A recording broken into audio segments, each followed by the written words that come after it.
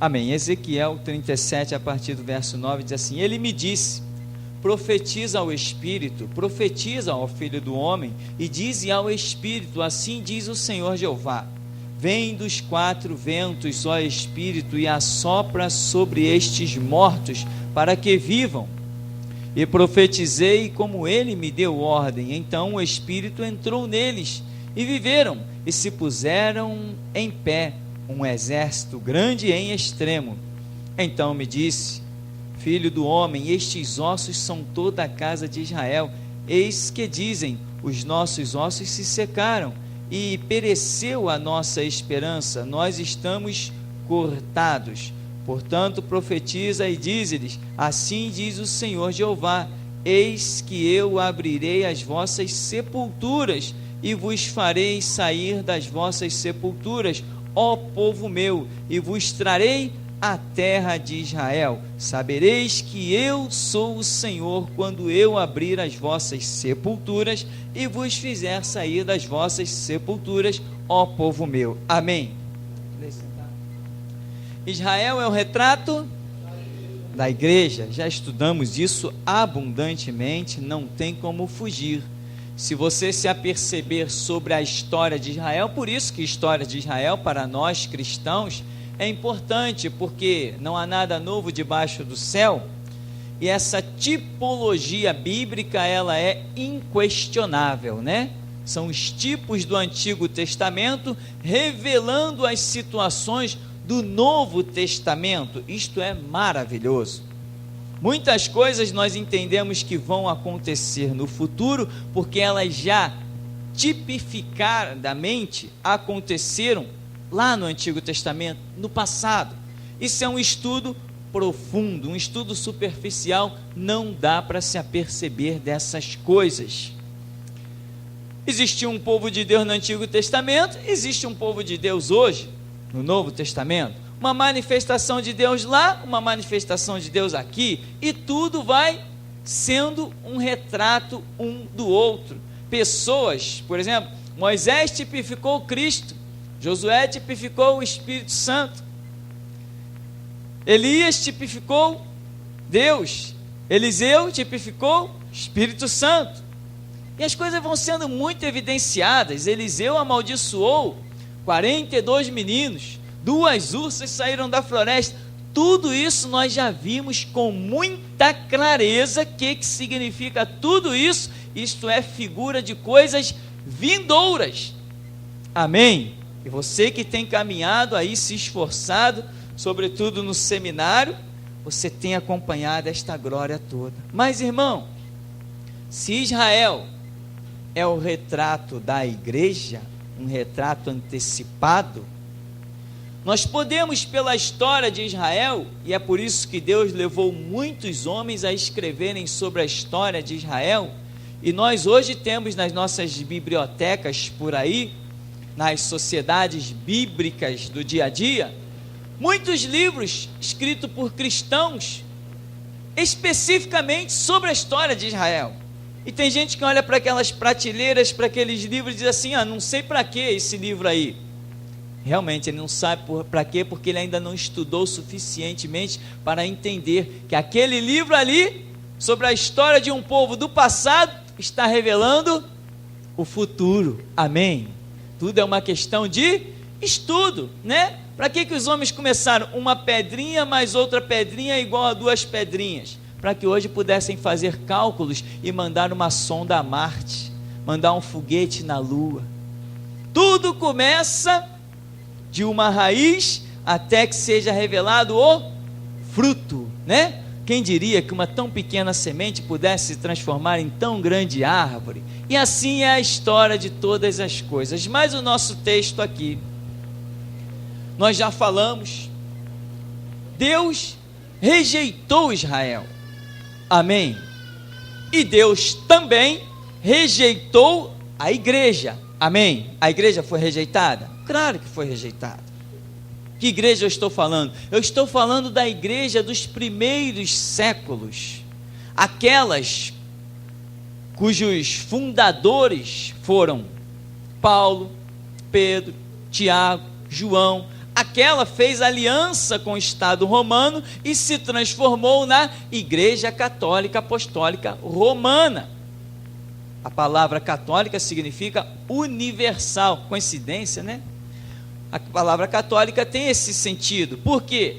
Porque era a ideia do Império Romano unificar todos os conceitos religiosos, já que eles não conseguiam acabar com os crentes. Matava um aqui, lá na outra cidade tem 10, matava os 10, na outra cidade tem 100, matava os 100, na outra cidade tem 1000.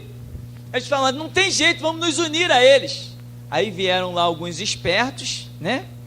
Algumas mentes engenhosas, e traçaram planos. Os nossos irmãos lá do passado cometeram esse erro, e o Evangelho acabou sofrendo detrimento terrível. E aí está a Igreja Católica Apostólica Romana, rejeitada por Deus. Era uma igreja verdadeira, estava dominando o mundo, mas os seus conceitos se degeneraram, então se transformou. Vem Jesus lá depois, cerca de 50, 60 anos, mais ou menos, depois da sua partida para o céu, e vem revelar Apocalipse a João, e no capítulo 17, ele chama esta que eu acabei de citar, de a grande meretriz, Babilônia, a mãe das prostituições. Foi rejeitada? Foi rejeitada. Mas, assim como Deus sempre, usando os profetas Ezequiel, Isaías, Jeremias, fala de um juízo e fala de uma rejeição, ele também fala de uma restauração. É por isso que Deus é um Deus de misericórdia. A sua ira parece que ela não dura, não consegue durar para sempre. Ele sempre está dando uma chance para o ser humano, mais do que o que o ser humano merece. Por isso a Bíblia diz que Cristo morreu por nós na cruz, sendo nós ainda pecadores. Quer dizer, Deus olhou para a gente em miséria, não olhou para a gente bonzinho. Eu vou morrer por eles, eles são bonzinhos. Não, eles são o lixo, eles são o resto, eu vou morrer por eles. Isso é que é Deus. Isso é que é um Deus tremendo e maravilhoso. Então, há uma promessa de restauração. Havia ela para Israel. Eles não aceitaram uma promessa intermediária, que começou com João Batista, Jesus no próprio meio deles, mas ainda assim há uma promessa que Deus vai trazer à existência, quando implantará em Jerusalém o seu milênio, quando Jesus descer no Monte das Oliveiras e implantar o seu milênio. E Paulo diz em Romanos capítulo 2, que toda a nação de Israel em um único dia se converterá também. Se eles não se converterem naquela situação da guerra do Armagedon que eles vão estar enfrentando, ou eles se convertem ou serão riscados do mapa. Então eles vão se converter em um único dia. Será a restauração nacional de Israel. Que coisa maravilhosa. Há uma promessa de restauração para eles. Hoje tem a lacuna do tempo da graça, mas até que Deus se volte a tratar com Israel, ele tem que começar e terminar o tratado com a igreja. Então, estamos no final dos tempos. Tem terremoto por aí? Tem maremoto por aí? Tem ventania por aí? Tem desespero? Tem cidades sendo invadidas pelas ondas? Tem um caos terrível? Então é o final dos tempos, não tem? O Espírito Santo tem falado em nosso meio que é o final dos tempos. Então sabemos que é o final dos tempos. Então também para a igreja, assim como Deus rejeitou, existe também uma promessa de restauração. E onde está isso? Está lá em Mateus 25, que trata do arrebatamento da igreja. Ali também diz que à meia-noite ouviu-se um grito. Sabe quem é esse grito? É você. Se você comprar a ideia, se você se empenhar, se você crescer na graça e no conhecimento, você será esse grito. Por quê? Porque o final dos tempos já chegou. Não tem mais 200 anos pela frente. Há 2000 anos atrás Cristo morreu, mas não tem mais 200 anos para a era da igreja permanecer. Não tem mesmo, não tem como. Paulo diz que nas asas das abominações virá o assolador. Tem abominação nessa cidade? Tem homossexual até adotando criança, que é pior do que isso. Nem Sodoma e Gomorra não tinha isso, e caiu fogo e enxofre do céu e os consumiu. Não tinha gente sequestrando criança em Sodoma e Gomorra para retirar os órgãos. Não tinha sequestro em Sodoma e Gomorra. Não há essas notícias. E Deus fez cair fogo do céu. Ou seja, você acha que tem quanto tempo mais pela frente, hein? Até que Cristo arrebate a sua igreja. Mas à meia-noite ouviu-se um grito. É a restauração que vai se dar no final dos tempos, quando o arrebatamento estiver às portas. O que é restauração? O que é restaurar? Restaurar é você pegar aquilo que estava degenerado, quebrado, destruído, e você remonta aquilo. Você tira as arestas, cobre as rachaduras, dá uma nova pintura num vaso. Você restaurou. Então, se a obra dos últimos tempos é uma obra de restauração, aonde que a gente tem que ir, hein? Qual é o nosso alvo? É a igreja. O nosso alvo é crente que está quebrado, é crente que está caído, é crente que está rachado, é crente que está fracassado. Por que está fracassado? Porque alguém não lhe ensinou a vencer pelo que diz a Bíblia. Sabe o que eu acho interessante nesse texto de Ezequiel? É que Deus fala assim, olha, no verso,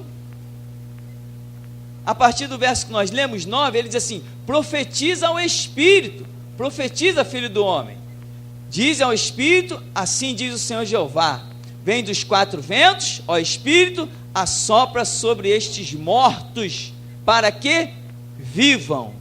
Isso aqui é uma voz de restauração? Sim. E Deus está dizendo que eles estão o quê? Mortos.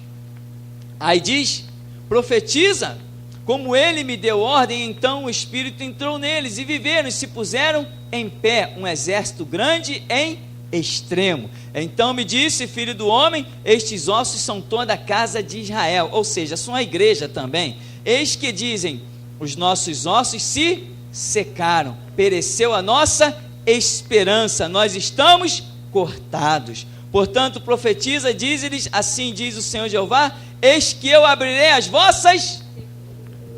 Eis que abrirei o quê? Não, as vossas igrejas. Pode botar a palavra igreja aí no meio dessa sepultura aí. É isso que as igrejas se tornaram, sepultura, porque as pessoas estão lá dentro sem vida, sem esperança, estão dizendo, estamos o quê? Cortados. As sepulturas aqui representam as igrejas. Lá representava a nação de Israel, que tinha os pergaminhos, que tinham os escribas, os fariseus, os saduceus, os sacerdotes. Tinha um monte de gente que se dizia guardião da lei, mas eles eram o quê? Sepulcro caiado, bonito por fora e cheio de rapina por dentro. Assim são as igrejas dos nossos dias. Se você realmente, meu irmão, não assumir o preço, não pagar o preço de uma restauração, primeiramente da sua própria vida, entrar no teu quarto, clamar, examinar a Escritura, você mesmo acaba não indo adiante. O preço pago nesses últimos dias tem que ser grande, não desista, porque o caminho da salvação é estreito. Jesus falou que a porta é estreita, você vai ter que deixar muita bagagem do lado de fora para poder passar por essa porta. Ela é a porta da restauração. Você tem visão da casa própria? Você não pode ser restaurado, vai ter que deixar essa bagagem do lado de fora. Você tem visão do melhor emprego nessa terra? Essa bagagem vai ter que ficar do lado de fora. A visão da restauração é uma porta muito estreita e só entra nela quem tem uma única bagagem. Qual é? De que uma alma vale mais que o mundo todo. Quem tem essa bagagem passa fácil pela porta, mas quem não tem ela não consegue passar. As igrejas sepultaram vidas, mataram, lideranças assassinas têm destruído vidas. Quer ver uma maneira de sepultar vidas? Você está na igreja, está dando o teu dízimo, Ah, irmão, então você já é um abençoado. Só o fato de você estar na igreja já te faz um abençoado. Mentira, isso não é igreja, isso é sepultura. A porta que você tem que entrar não é a porta da igreja, é a porta do céu. Entrar na igreja é um fato, entrar no céu é outro bem diferente. Amém? Aqui está dizendo: eu abrirei as vossas sepulturas. Mas como que ele vai abrir? Com um grito de restauração através do profeta Ezequiel. E outra coisa, aqui está escrito: profetiza ao Espírito. Que Espírito é esse? Está com letra minúscula. Está com letra minúscula. Então eu vou repetir o que eu me lembro que já disse aqui. Passe por cima de qualquer liderança. O nosso alvo é o povo. Amém, meu irmão? Não respeite liderança que você não veja nela os frutos do cristianismo. Não respeite. Ah, é pastor, eu quero ver o fruto. Eu não aceito pastor formado por seminário, eu aceito pastor ungido pelo Espírito Santo. Quando abre a boca a gente vê o sinal, senão não é pastor. Ah, eu fui consagrado, ser consagrado para mim é esterco, está reprovado, porque eu não fui até aqui, me ajudou o Senhor.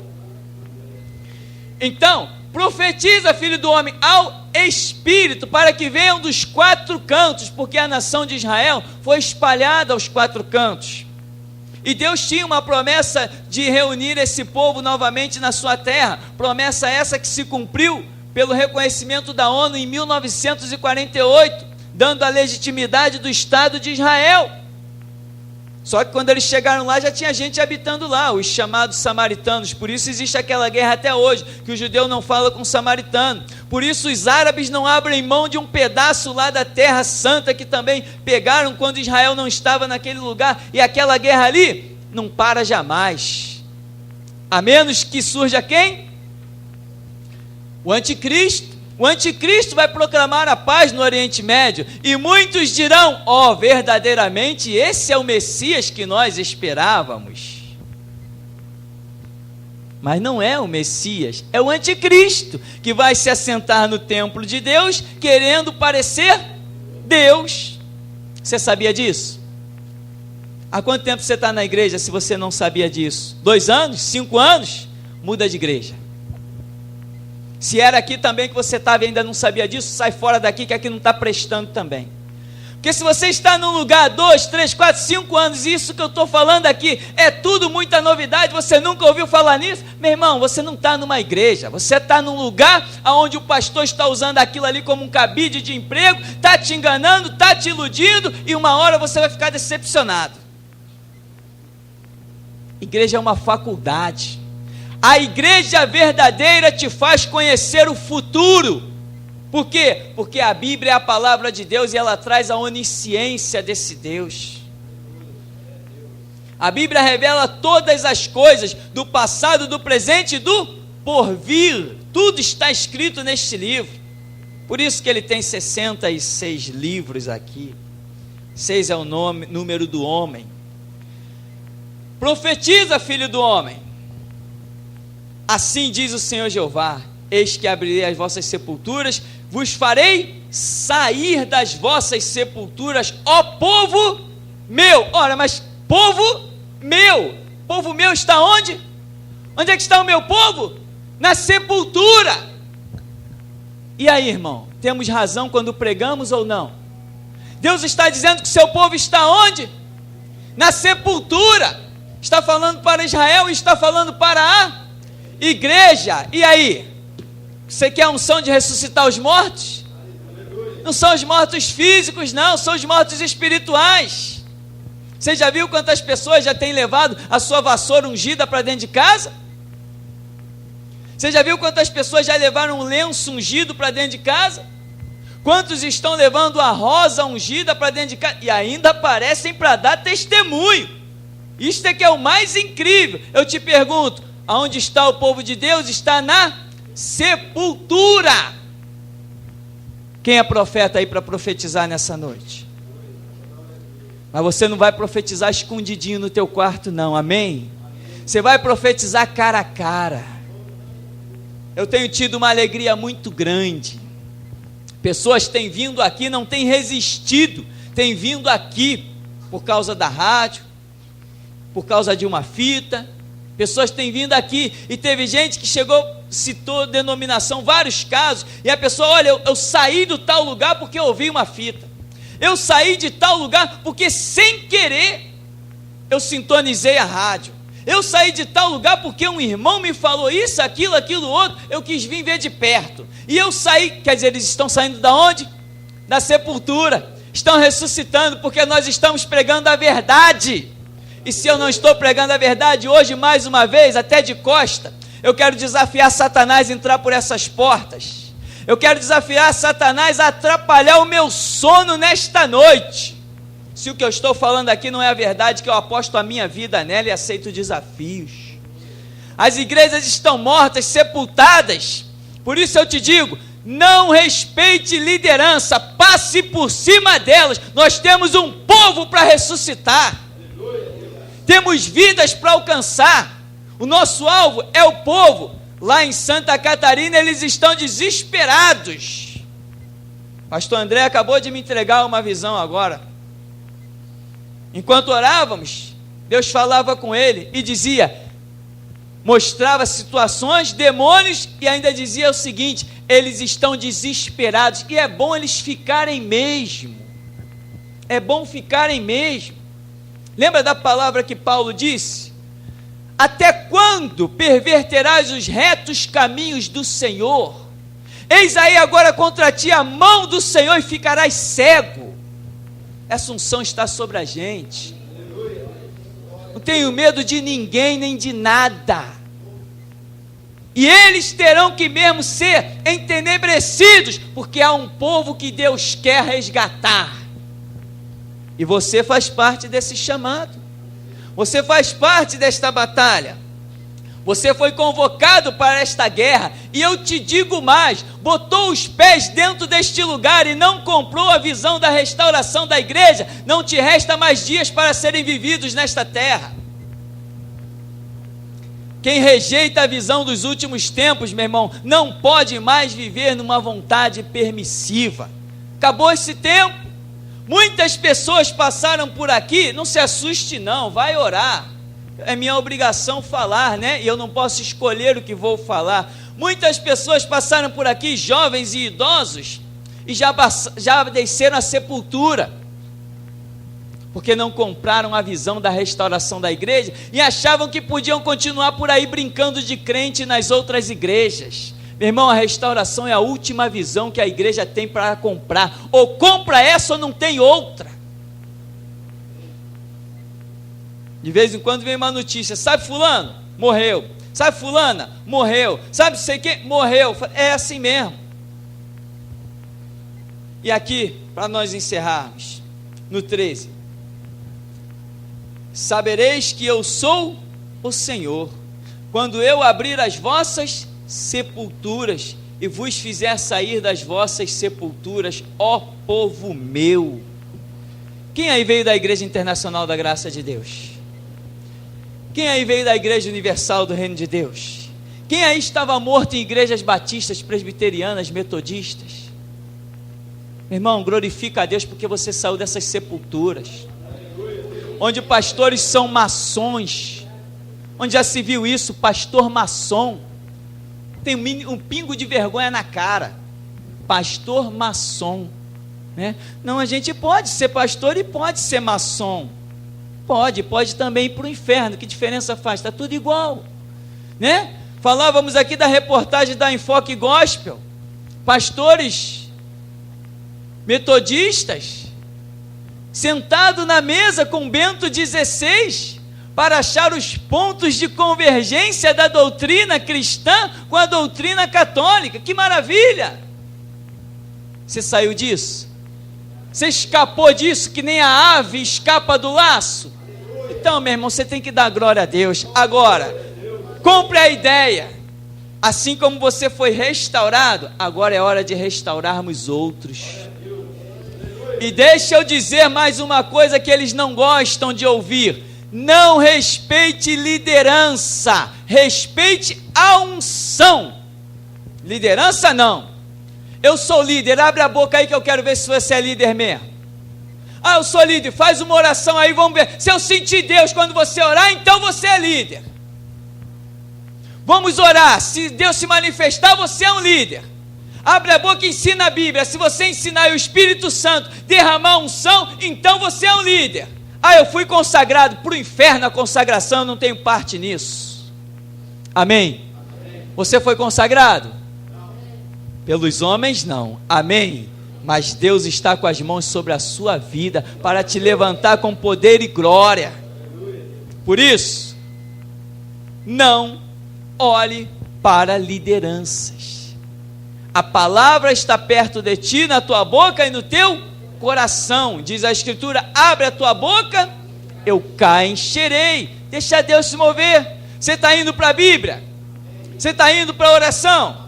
Você está realmente pagando o preço? Não está sendo um crente acomodado? Vai chegar a hora que o Espírito Santo vai se manifestar sobre você e vai dizer: vai, porque eu sou contigo. E quando Deus te der a ordem, meu irmão, simplesmente vai e faça. Doa em quem doer. E as pessoas vão dizer para você, como disseram para mim: você veio aqui para causar divisão? Ou veio aqui para fazer união? Porque Jesus é união. Não, o Jesus que eu prego não é união, ele é divisão, ele é fogo consumidor, ele é contenda, ele é intriga, ele é divisão. Ele põe na mesma casa 2 contra 3 e 3 contra 2. O meu Jesus, ele unifica um povo na sua palavra, no seu sangue, no seu espírito, não em pilantragem nem em corrupção. O meu Jesus não é união, o meu Jesus é divisão. Não cuideis que vim trazer paz à terra, eu vim trazer dissensão. É isso que ele disse. É assim que nós, como discípulos dele, temos que caminhar. Amém. O Senhor nos abençoe em nome de Jesus.